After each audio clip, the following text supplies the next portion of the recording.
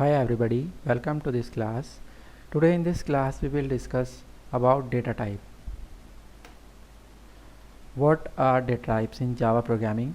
Data type specify the size and values that can be stored in a variable. These specify the size that a variable will occupy from memory and the values which type of value we can store in the variable. These are the specified by the data types, and that's why we use data types before variable declaration. Now what are the types of data type? Data type basically are of two types, primitive data types and non-primitive data types. So we'll discuss both these types one by one. First of all, primitive data types. The fundamental data types that are already present in Java language are called primitive data types. Means these data types are primitive and are already present in Java language. There is no need to define them. We just simply use them. These are the building blocks of data manipulation. These are the most basic data types available in Java language. These primitive data types are byte, short, int, long, float, double, char and boolean. Java primitive data types are total 8 in counting, and these are inbuilt data types, or we can say ready-made data type, which are present in Java library already, and we have to use them simply, no need to define them. And one more thing, these data types are only used to store values, not reference or addresses, only values, integer values, character values and boolean values. These can hold, but they can never hold address or references. Next is non-primitive data types. If you talk about these, non-primitive data types are called reference data type. These are called reference data type because these are used to hold address, or we can say references of an object or set of object or variable.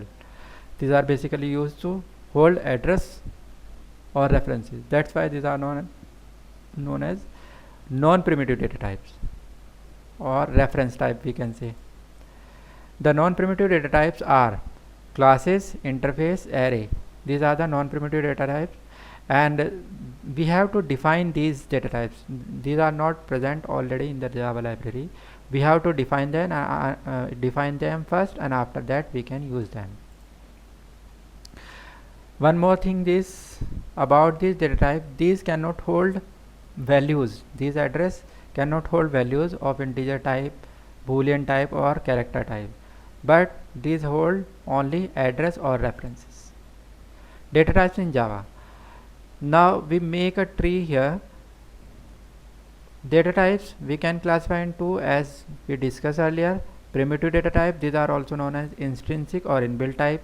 Non-primitive data type, these are also known as extrinsic or user defined or reference type. If we talk about primitive type, we can classify them into numeric and non-numeric. Numeric will be integer and floating point. Integers hold complete numbers without decimal point, while floating point values hold real values, means values with decimal point, fractional point. Non-numeric data types are used to hold non-numeric values. First is character, which is used to hold single characters in single quote, and boolean type is used to hold only two values, true and false, boolean values. And reference data type are class, array, string and interface. We have to define them and after that use them. Now this is the table of primitive data types.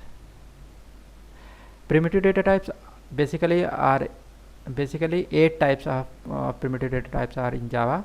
Integer contain 4 types of data type, floating point are of 2 types, character is single and boolean is also single. So total these are 8, 4 to 6 and to 8. So first we will talk about integer types. There are 4 types of integer data types. First of all is byte. Byte is smallest data type of integers. It contain 1 byte. It occupy 1 byte from memory. Means if we declare a variable with the help of byte, it will take 1 byte from memory, or we can say 8 bits, because 1 byte is equals to 8 bits. And its range is this: minimum it can hold up to 128 minus 128, and maximum value that it can hold is 127 in positive. So it is the negative range and it is the positive range of byte. Second is short, it is just double to the byte. It will hold 2 bytes or we can say 16 bits, and its range minimum value is this and maximum value is this. Between this range it can hold a value neither below this and nor greater than this, it will be able to hold. Then is integer. Integer is also just double to the short and its range is this. And then is long. Long occupy 8 bytes of memory and it is just double to the integer and its range is this. And all 4 data types are used to hold integral value, means complete number without decimal point. Now here is one thing, how we can define these minus 2 to the power 31 or so on minus 1. So actually 4 byte contain 8 bits, 32 bits. 1 byte is equals to 8 bits, so 4 byte will be equals to the 32 bits. And these bits we can make power here like this. To find such type of values, it will be very lengthy number to write here, so I write all these bits in power. When we will calculate 2 to power 31, we got a value which will be very smaller value, very large value in minus, and like this here it will also be very large value in plus, which is we can write here, but it will be complicated. That's why we write it like this. So these are the power, but why we write is as 31 not to 32, because power is count from 0. Number raised to power 0 is also represented by 1. That's why we write it like this, 31 not 32, because we will count this power from 0.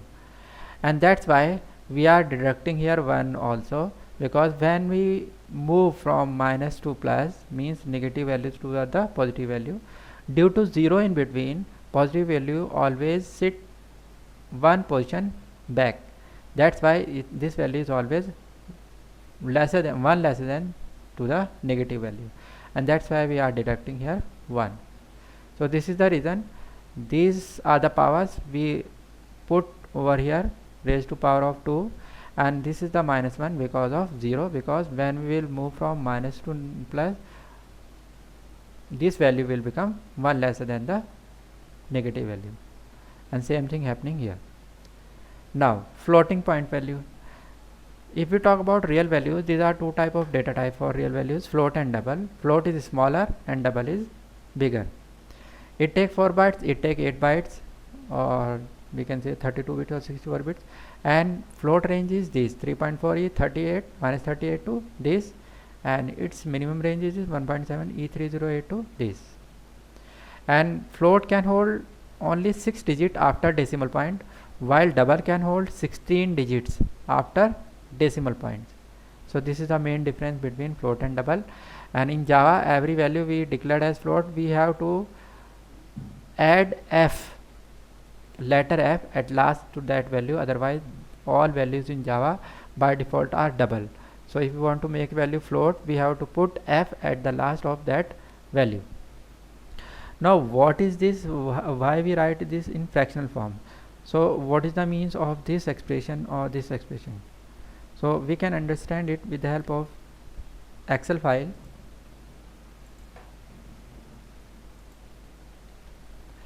(3.4e) minus 38, and second range is 3.4e plus 38. So we can understand it, 3 equals to 3.4 into e will become 10 power, e is 10 and 38 is the power. But we can look here, 38 is minus, so in case of minus it will become 1 upon. We will write it like this. When power in minus, so we write like this, 1 upon power is. So this is the reason we are writing it like this. Second thing is here, 3.4 into power 10 raised to power 38. Now because it is very large value, so we cannot look it really which type of value is it. We can understand like this: 3.4 e into 1 upon power 10 raised to power, if I take 3, so this is the real representation. Actually this value is very small, that's why it is not capable to show it in such a manner like this. We can understand it contain 38 0 before this value, before this 3.4, before means it will be something like this: 0.0000038 times, and after that will be 34. So it will be very small or very small value, that's why we are writing it like this. But we can understand if not 38, it is 3, means if it is like this 3.4 e minus 3, then it will be like this. If I say it is minus 5, in that case it will be like, means decimal point will be on such position.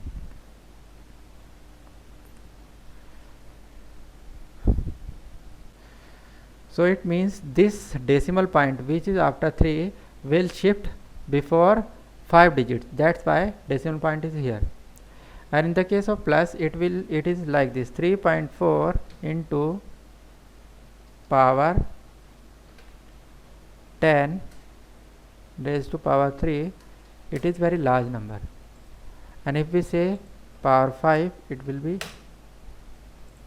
like this, means this point will shift after this, somewhere after 5 digits. So when values are very small and very large in size, then we can represent values like this. And that's why we use this method. It is known as exponential method we use here, or scientific method. Next is character data type. Character data type is used to hold to single character in single quote, and it take 2 bytes from memory, and its range is single character in single quote. If you want to store number, it can store positive numbers only, and that will be from 0 to 127. In case of Boolean data type take 1 byte, like 1 byte only, and it contain 2 values. It can hold only 2 values, true and false, nothing other than this. It is only used to hold 2 values, true and false. Now type conversion. What is the type conversion? The process of conversion one primitive data type into another is called type conversion, and there are 2 type of type conversion. Number 1 is implicit type conversion. When we convert a lower data type into higher type, then it is known as implicit type conversion. We can look here. We are converting integer into long. Integer is small and long is large. So when we are converting integer into long, it is possible, and it is known as implicit type conversion, because all these data type are smaller than these, and we can convert them easily: short to double, float to this, and byte to long. So when we convert lower data type into higher, it is known as implicit type conversion, and it is done by automatically Java. That's why it is known as automatic type conversion. And this conversion is done when different data type are intermixed in an expression, so not to lose information. And one more thing, in this type conversion, Java compiler converts all operand into the type of largest operand. Means largest operand data type will be treated as final data type of the result, which we get after expression. Explicit type conversion is the second type of conversion. It is also known as typecasting. When we convert a bigger data type into a smaller one, then it is known as explicit type conversion. We can look here, double is big data type and integer is smaller. So we are converting double to integer, and it is not possible automatically. We have to do it forcefully. That's why it is known as typecasting or explicit type conversion. And all these are the example of explicit type conversion: long to byte, float to short, and so on. Explicit type conversion, user define that force an expression to be of a specific type. It is the conversion that we have to do forcefully, and forcefully we convert an expression to a specific type. It is known as typecasting because it casts, or we can say convert, the value to be a specific type by preceding it with the type name in parentheses. That's why it is known as typecasting. This is useful for incompatible data types where automatic type conversion is not possible. Means automatic type conversion where is not possible, at that place we can convert firstly with the help of explicit type conversion. It is the syntax, it is the expression, and it is the data type in which type we want to convert expression. And it is real example math.power 2 to the power 4. It will return a double type value, but we have to store that value in a result which is integer type. So we have to convert this entire result into integer type. That's why we will write integer data type here to force this expression to be of integer type. And we can do it with the help of program. For this we will open notepad and will make a program.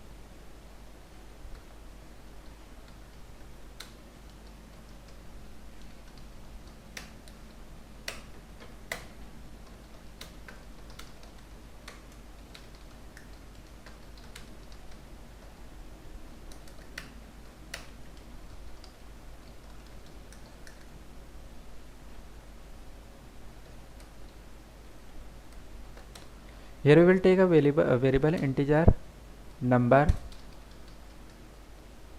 and result. Both are of integer type. We'll say result equals to math.power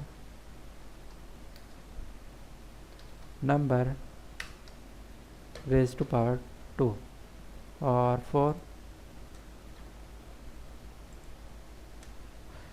Now if I print this statement,